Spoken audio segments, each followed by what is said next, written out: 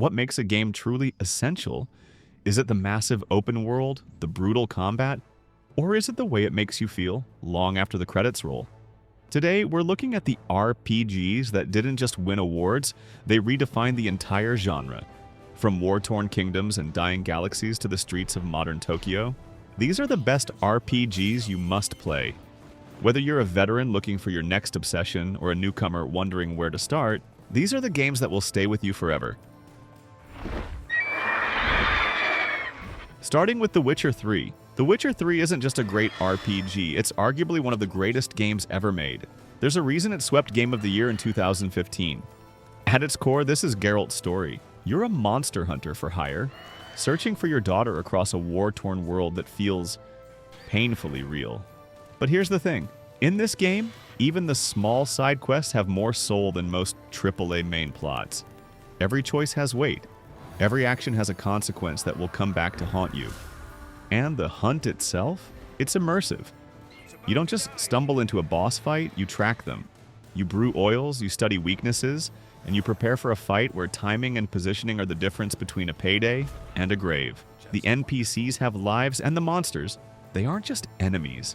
They're a part of the food chain. But what truly separates The Witcher 3 from every other RPG on this list? There are no perfect choices. Every decision is human. It's messy.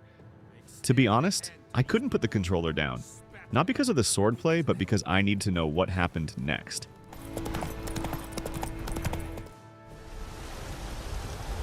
We'll pay whatever it takes, but we must have more SKYRIM. swords for the Imperials. It's been out since 2011, but honestly, nothing else feels quite like it. The moment you step out into that massive open world, you realize you're not just following a story, you're living in it. You play as the Dragonborn, a legend of prophecy. But the game never forces you to be a hero. You can ignore the world-ending main quest for 50 hours and still feel like you're playing the game exactly the way it was meant to be played. What makes Skyrim so legendary is how it rewards just existing in the world. You want to be a master swordsman? Start swinging. You want to be a master thief? Start sneaking. Your skills improve through action, not just clicking through menus. The world feels alive, from the dynamic snowstorms to the NPCs who actually have lives and routines. But at the end of the day, Skyrim isn't just about dragons. It's about your story. Whether you're leading a guild of assassins or just exploring a distant mountain peak, you have complete control over who you are.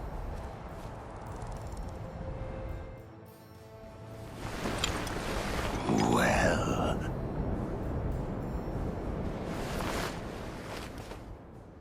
Elden Ring didn't just join the RPG conversation, it completely redefined it. From the second you step into the lands between, the game refuses to hold your hand. No cluttered maps or glowing quest markers are telling you where to go. Instead, it trusts you.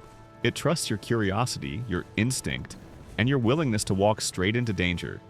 What truly sets this apart is how it blends brutal, hardcore combat with total open-world freedom. Every fight is a dance of physics, stamina, hitboxes, and perfect timing.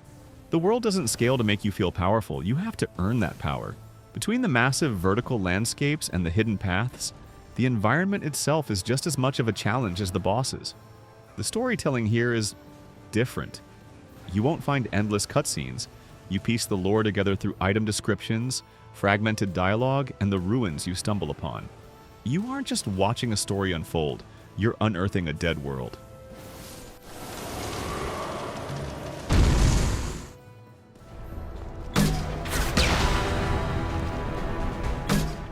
Mass Effect 2 is arguably the greatest example of how much your choices actually matter in an RPG. While most games focus on saving the galaxy from some ancient evil, this game puts its heart into the people standing right next to you. As Commander Shepard, you aren't just a soldier, you're a leader, assembling a crew of characters so deeply written, their fears and loyalties feel genuinely human. What makes this experience stand out is how your decisions are woven into the mechanics. Dialogue isn't just flavor text, it shapes your relationships, your missions, and ultimately, who lives and who dies. The combat is a tight blend of tactical cover shooting and squad-based powers, where your preparation is just as vital as your reflexes. The realism here doesn't come from physics, it comes from emotional weight. Those famous loyalty missions and moral dilemmas make the world feel alive and responsive. And that final suicide mission? It isn't just a finale, it's a brutal test of every single decision you made along the way. What truly separates Mass Effect 2 from the rest of the genre is that it makes you care. It's not about the mission, it's about the people. To be honest, I didn't rush through the ending. I slowed down because for the first time in a game, I was actually terrified of losing someone.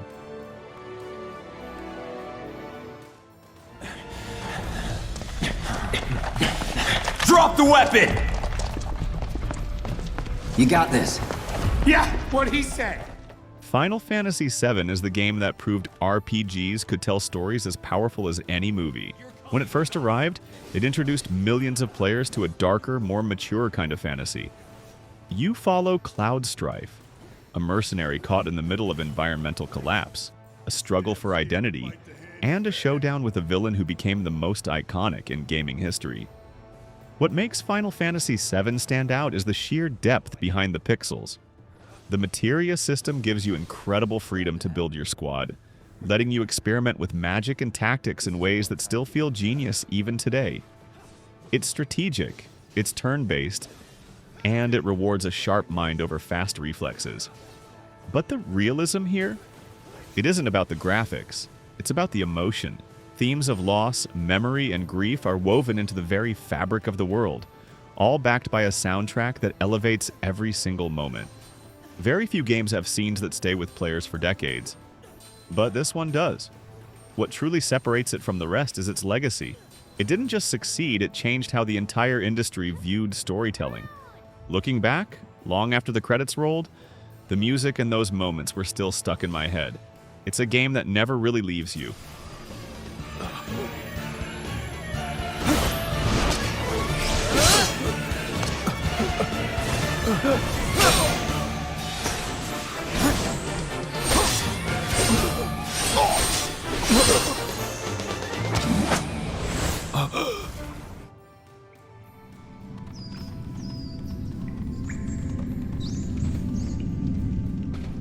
Yes. Dark Souls is the game that taught an entire generation that failure is just part of the journey.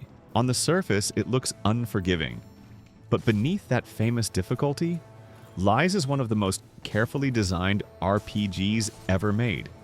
You're dropped into a broken, decaying world with almost zero guidance, forced to learn through observation, patience, and sheer persistence. What makes Dark Souls stand out is the precision. Combat is slow, deliberate, and grounded. It's all about stamina management, weight, and positioning.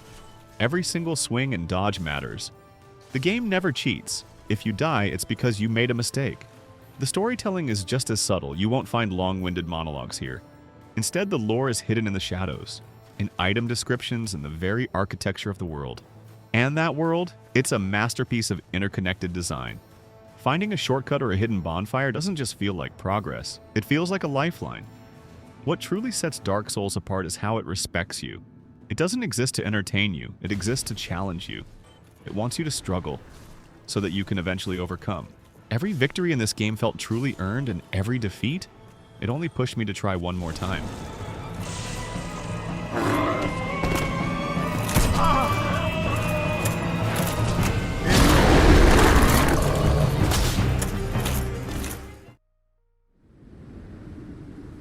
Persona 5 Royal is living proof that an RPG can be incredibly stylish without ever sacrificing depth.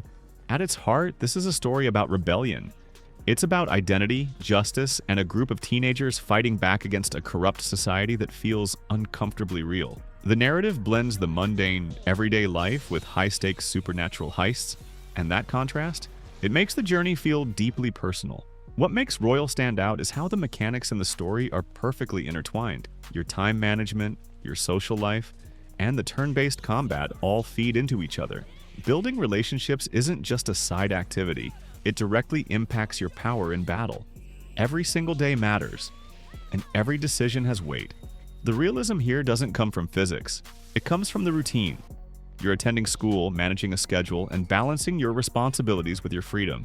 It creates an experience that feels surprisingly grounded, even when you're literally diving into someone's subconscious. But what truly separates this game from the rest? The presentation. The music, the art style, and the UI. They turn every menu and every battle into a masterpiece. I started playing purely out of curiosity, but by the time the credits rolled, I realized I hadn't just played a game. I had lived an entire second life. Finish it! Persona! Yeah!